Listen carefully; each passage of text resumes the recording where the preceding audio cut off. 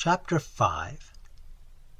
It took Clifford a month to entirely recover, although at the end of the first week he was pronounced convalescent by Elliot, who was an authority, and his convalescence was aided by the cordiality with which Rue Barrée acknowledged his solemn salutes. 40 times a day he blessed Rue Barrée for her refusal and thanked his lucky stars, and at the same time, O wondrous heart of ours, he suffered the tortures of the blighted. Elliot was annoyed, partly by Clifford's reticence, partly by the unexplainable thaw in the frigidity of Rue Barrée. At their frequent encounters, when she, tripping along the Rue de Seine, with music roll and big straw hat, would pass Clifford and his familiars steering an easterly course to the Café Vasset, and at the respectful uncovering of the band would color and smile at Clifford, Elliot's slumbering suspicions awoke. But he never found out anything, and finally gave it up as beyond his comprehension, merely qualifying Clifford as an idiot and reserving his opinion of Rue Barrée. And all this time Selby was jealous. At first he refused to acknowledge it to himself, and cut the studio for a day in the country, but the woods and fields of course aggravated his case, and the brooks babbled of Rue Barrée, and the mowers calling to each other across the meadow ended in a quavering Rue Barrée. That day spent in the country made him angry for a week, and he worked sulkily at Julian's, all the time tormented by a desire to know where Clifford was and what he might be doing. This culminated in an erratic stroll on Sunday, which ended at the flower market on the Pont au Change, began again, was gloomily extended to the morgue, and again ended at the Marble Bridge. It would never do, and Selby felt it, so he went to see Clifford, who was convalescing on mint juleps in his garden. They sat down together and discussed morals and human happiness, and each found the other most entertaining, only Selby failed to pump Clifford to the other's unfeigned amusement. But the juleps spread the balm on the sting of jealousy and trickled hope to the blighted, and when Selby said he must go, Clifford went too, and when Selby, not to be outdone, insisted on accompanying Clifford back to his door, Clifford determined to see Selby back halfway. And then, finding it hard to part, they decided to dine together and flit. To flit, a verb applied to Clifford's nocturnal prowls, expressed, perhaps, as well as anything, the gaiety proposed.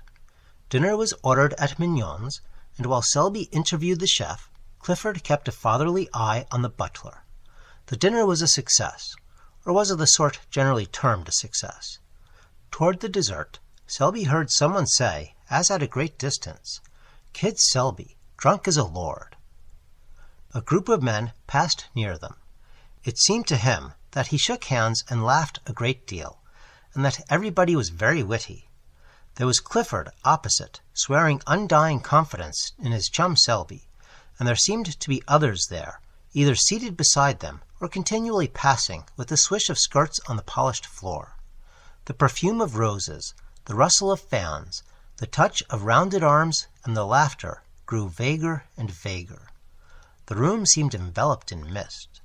Then, all in a moment, each object stood out painfully distinct. Only forms and visages were distorted, and voices piercing.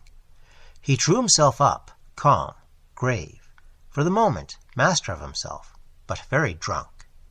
He knew he was drunk, and was as guarded and alert, as keenly suspicious of himself, as he would have been of a thief at his elbow.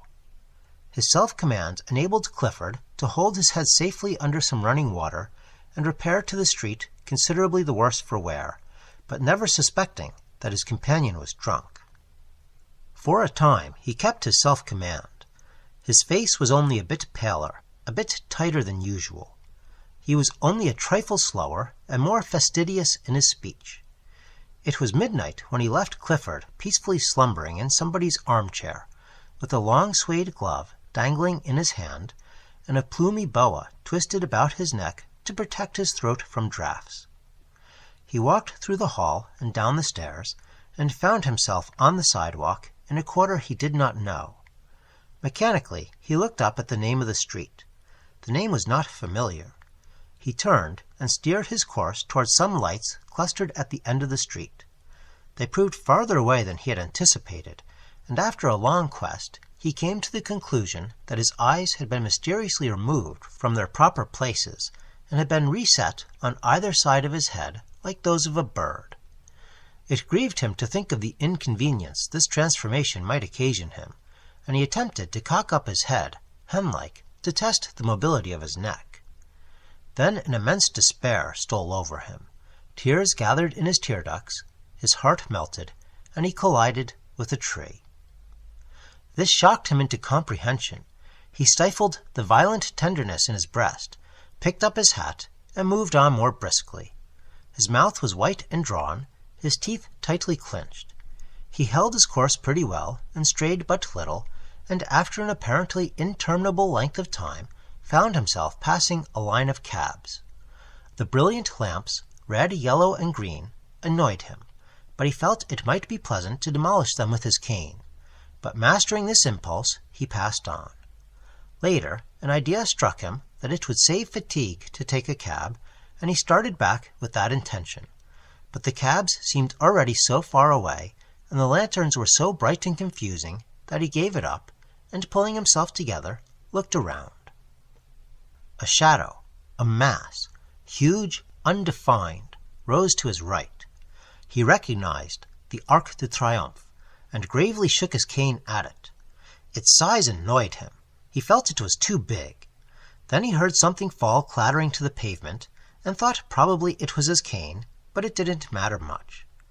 When he had mastered himself and regained control of his right leg, which betrayed symptoms of insubordination, he found himself traversing the Place de la Concorde at a pace which threatened to land him at the Madeleine.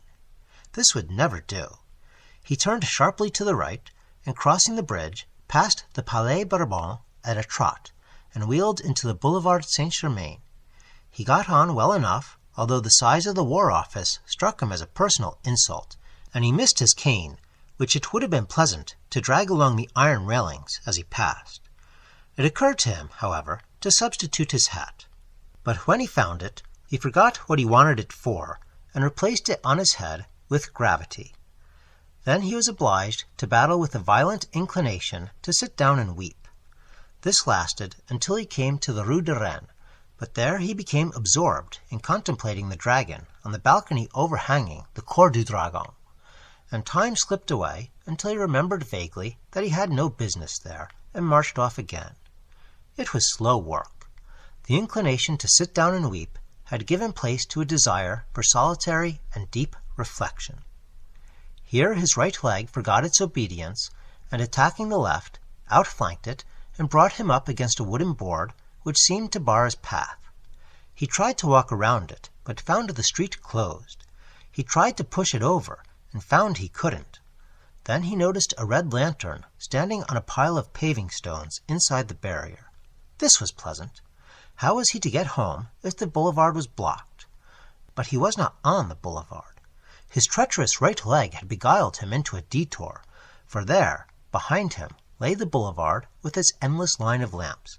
And here, what was this narrow dilapidated street, piled up with earth and mortar and heaps of stone? He looked up. Written in staring black letters on the barrier was Rue Barrée. He sat down. 2 policemen whom he knew came by and advised him to get up, but he argued the question from a standpoint of personal taste, and they passed on laughing. For he was at that moment absorbed in a problem. It was how to see Rue Barrée. She was somewhere or other in that big house with the iron balconies, and the door was locked. But what of that? The simple idea struck him to shout until she came. This idea was replaced by another, equally lucid, to hammer on the door until she came. But finally rejecting both of these as too uncertain, he decided to climb into the balcony, and opening a window, politely inquire for Rue Barrée. There was but one lighted window in the house that he could see. It was on the 2nd floor, and toward this he cast his eyes. Then, mounting the wooden barrier and clambering over the pile of stones, he reached the sidewalk and looked up at the facade for a foothold. It seemed impossible, but a sudden fury seized him, a blind, drunken obstinacy, and the blood rushed to his head, leaping, beating in his ears like the dull thunder of an ocean.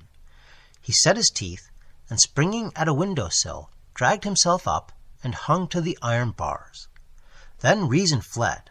There surged in his brain the sound of many voices. His heart leaped up beating a mad tattoo, and gripping at cornice and ledge, he worked his way along the facade, clung to pipes and shutters, and dragged himself up, over and into the balcony by the lighted window. His hat fell off and rolled against the pane. For a moment he leaned breathless against the railing. Then the window was slowly opened from within. They stared at each other for some time. Presently the girl took 2 unsteady steps back into the room. He saw her face, all crimsoned now. He saw her sink into a chair by the lamp-lit table, and without a word he followed her into the room, closing the big door-like panes behind him. Then they looked at each other in silence. The room was small and white. Everything was white about it. The curtained bed, the little washstand in the corner, the bare walls, the china lamp, and his own face, had he known it. But the face and neck of Rue were surging in color that dyed the blossoming rose-tree there on the hearth beside her. It did not occur to him to speak. She seemed not to expect it. His mind was struggling with the impressions of the room. The whiteness, the extreme purity of everything occupied him, began to trouble him. As his eye became accustomed to the light, other objects grew from the surroundings and took their places in the circle of lamplight. There was a piano and a coal scuttle and a little iron trunk and a bathtub.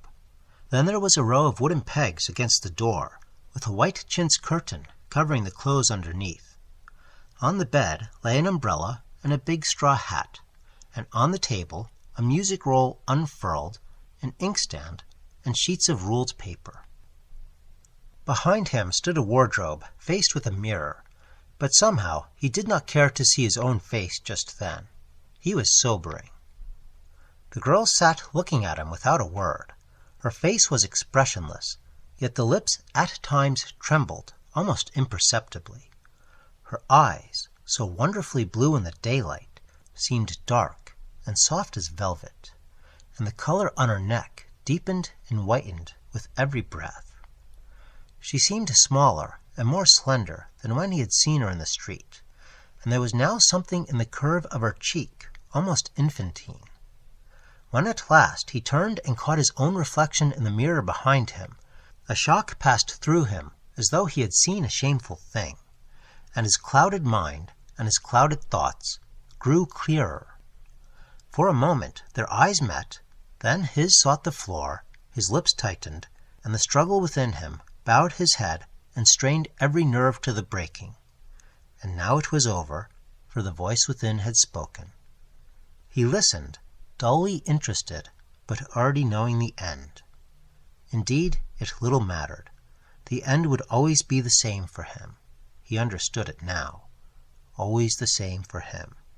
And he listened, dully interested, to a voice which grew within him. After a while he stood up, and she rose at once, one small hand resting on the table. Presently he opened the window, picked up his hat, and shut it again. Then he went over to the rose-bush and touched the blossoms with his face. One was standing in a glass of water on the table, and mechanically the girl drew it out, pressed it with her lips, and laid it on the table beside him. He took it without a word, and crossing the room, opened the door. The landing was dark and silent, but the girl lifted the lamp, and gliding past him, slipped down the polished stairs to the hallway. Then, unchaining the bolts, she drew open the iron wicket. Through this he passed with his rose.